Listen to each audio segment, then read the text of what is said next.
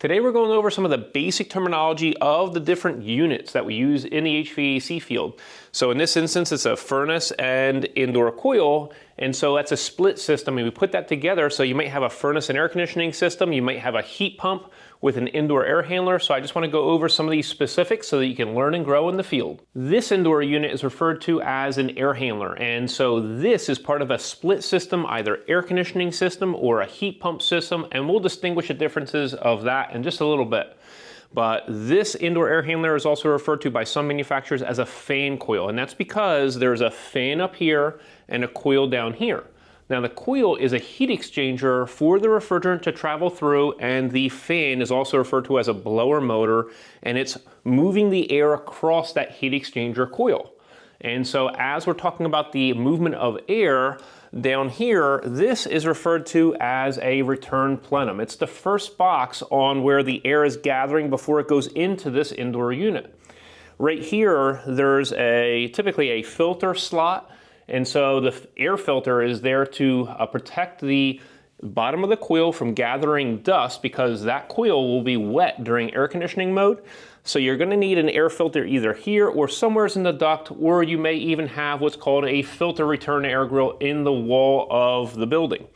And so this unit is going to be installed inside the building, either maybe vertically like this, or horizontal right or horizontal left, or the downflow position. But you're going to want to know as an apprentice which one is the return side and which one is the supply side of an air handler. And so over here is the supply air side. And so this is the supply plenum. It's the first box where the air is exiting this indoor unit. So how to know this when you just have the unit and you're installing it is the supply side will have a smaller hole, and if you look down inside, you'll see the blower wheel. And so if you were to identify where the return side is, you're going to see a larger hole, and you're going to see the bottom of the coil. Now there is an addition that you can add over here in the electrical compartment. So you see the blower wheel is here, you'll see an electrical compartment here, and you may have to add electric strip heating into this unit.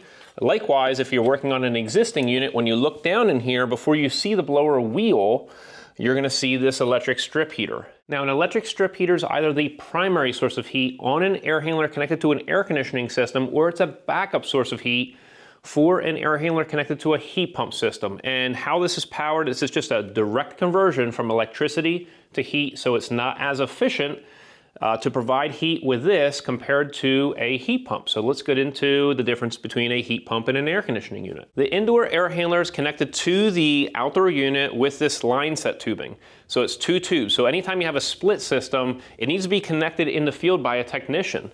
And so this line set tubing typically comes in a roll, say 25 or 50 foot, with the small tube being the liquid line and the large tube being the vapor line.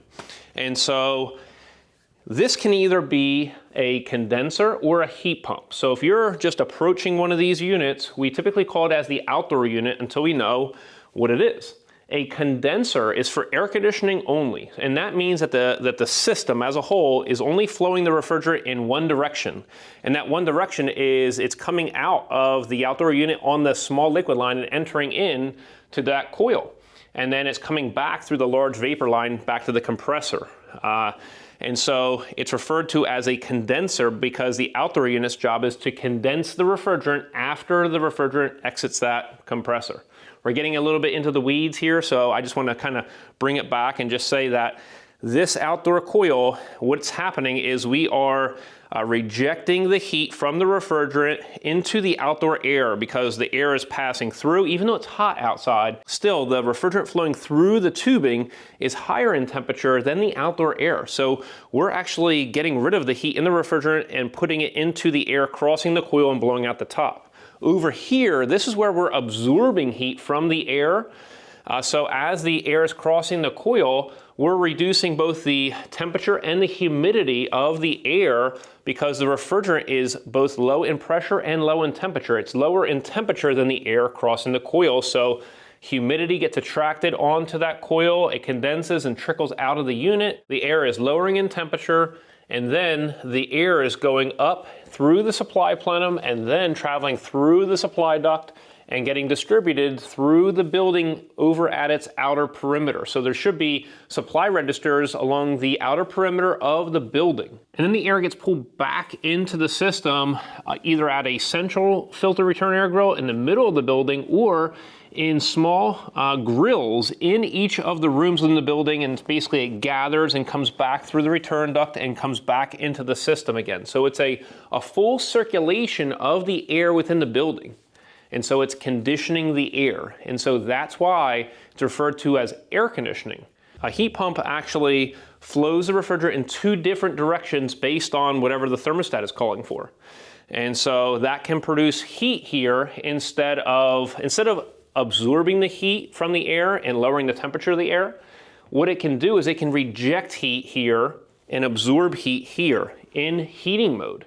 So how we would know if this is a heat pump is it's going to have a third port right here, and that is like a consistent suction line. And so you'd have to watch some of our other videos to kind of get into the technicals on this. But a heat pump's going to have what's called a reversing valve, and that changes the directional flow of the refrigerant. It's also referred to as a four-way valve. It's also going to have a tank next to the compressor, and that's because it's not always going to use the same amount of refrigerant in the circulation based on if it's in air conditioning mode versus in heating mode. So the long and short of it is, on a heat pump, this coil and this coil are changing their jobs in order to then have a hot coil, because the refrigerant is flowing through here at a higher temperature than the air that's crossing it, so it's going to increase in temperature. While even though it's like really cold or low in temperature, it feels cold to us, right? It's low in temperature outside. We're still able to absorb heat from the air, so the refrigerant flowing through this coil is lower in temperature than the outdoor air, even if it was 20 degrees outside. So it might be 15 degree refrigerant or 5 degree refrigerant, somewhere around there, and it's pulling the air across the coil and it's absorbing the heat from that. And there's what's called a refrigeration cycle that's making this whole thing happen. It's a circuit. So make sure to check out some of our other videos on that. Now that we went over the difference between an air conditioning system, which is able to lower the temperature and humidity in the building, and a heat pump, which is able to do the same thing, but also reverse the direction of the refrigerant and produce heat in the building. Now let's focus on this outdoor unit. So the outdoor unit could have a single stage compressor, a two-stage compressor, or it could be a variable speed compressor, or what's also called inverter driven. And so an inverter driven or variable speed unit is able to ramp up and down in its overall capacity. So it's not just locked at one fixed volume, like the amount of refrigerant traveling through. It's actually able to ramp up or ramp down.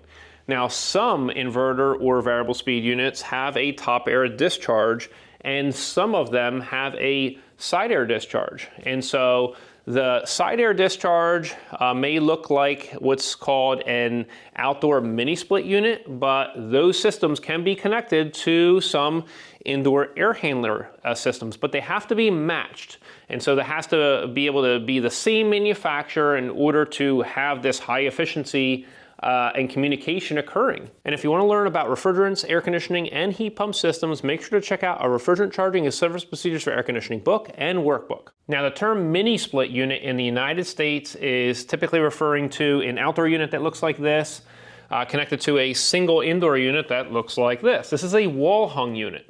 And so they're also referred to as ductless units because a wall-hung indoor unit is the one that you're commonly going to see, and that's how these systems kind of came out. Now there's, say, 5, even 6 indoor unit types, and only one of them is ducted.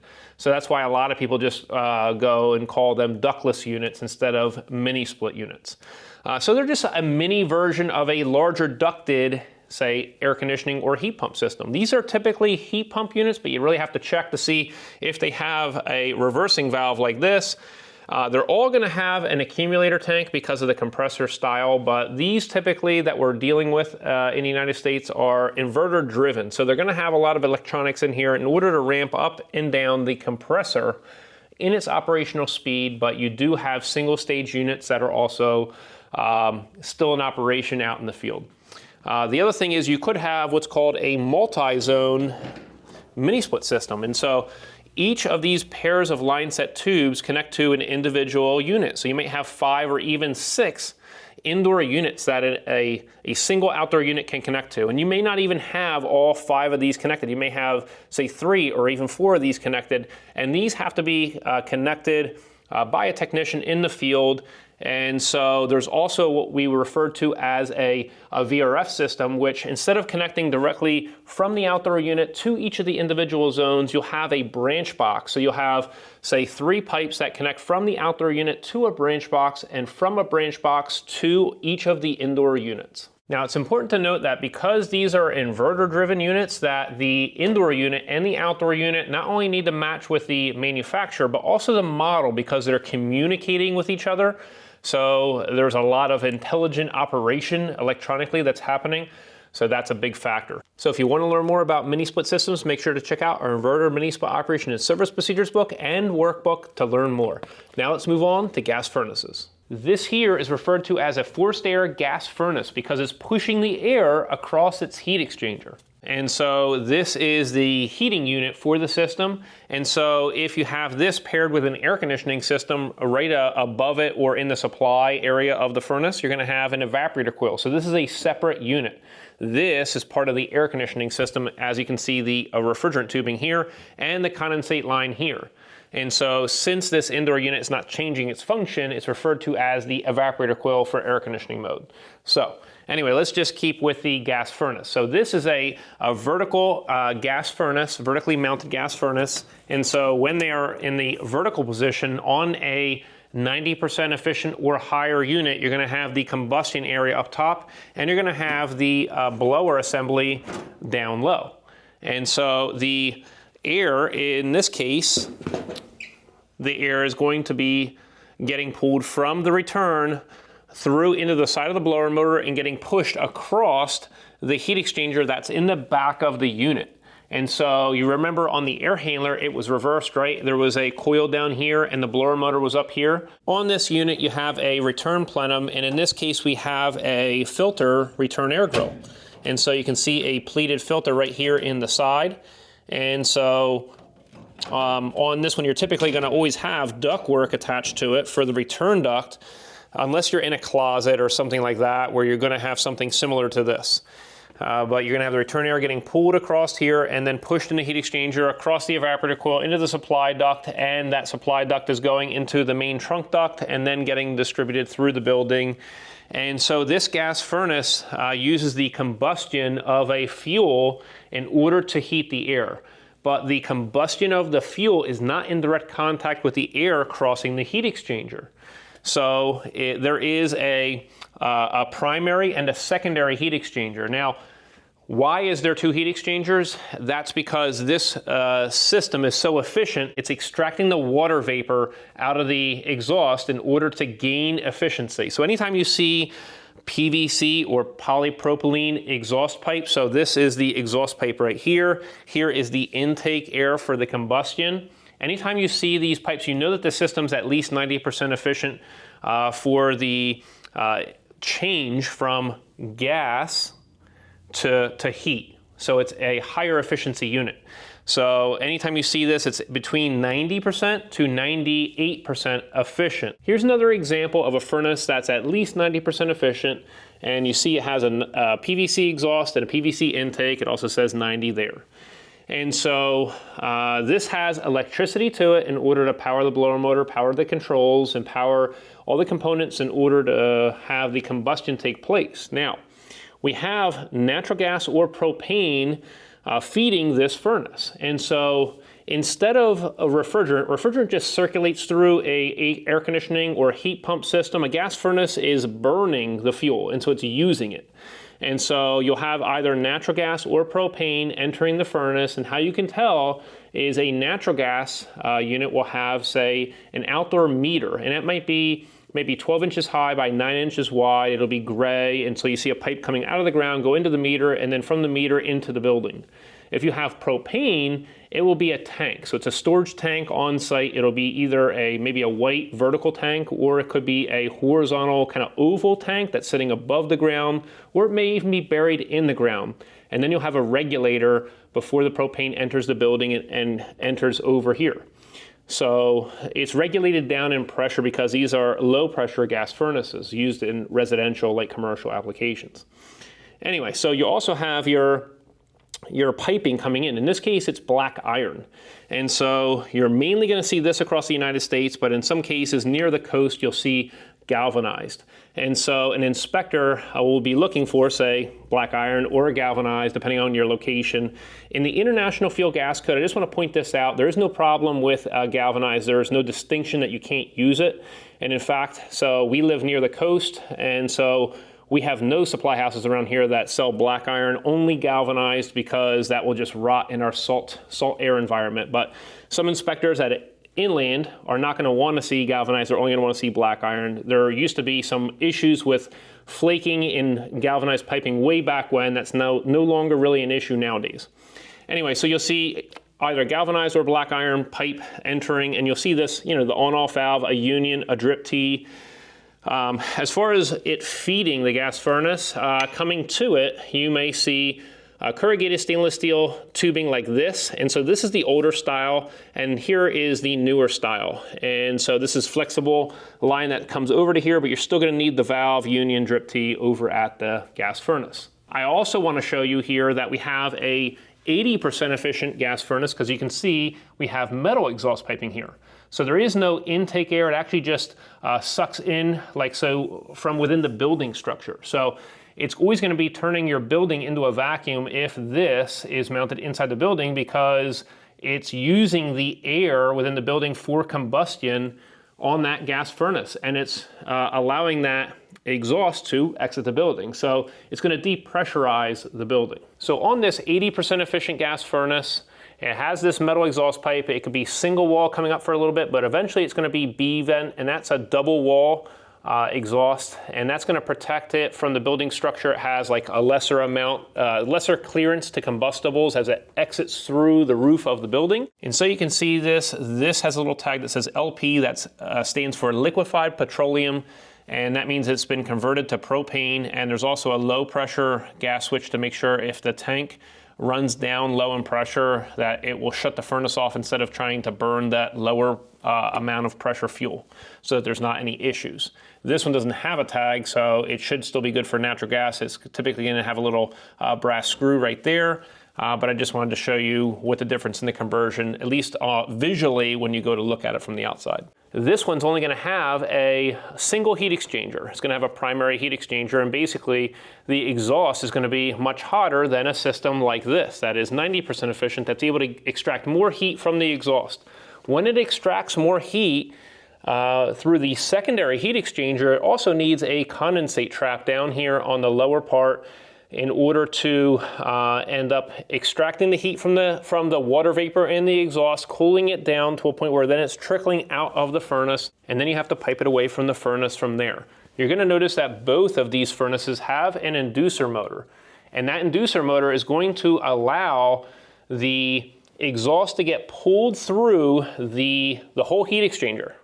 And so on this one, you're only pulling through that primary heat exchanger. So this furnace can get mounted vertically, it could get mounted upside down, it could be mounted to the right or to the left, and that inducer motor is able to pull the exhaust through because it's not naturally going to be able to go through that long heat exchanger through all of the turns.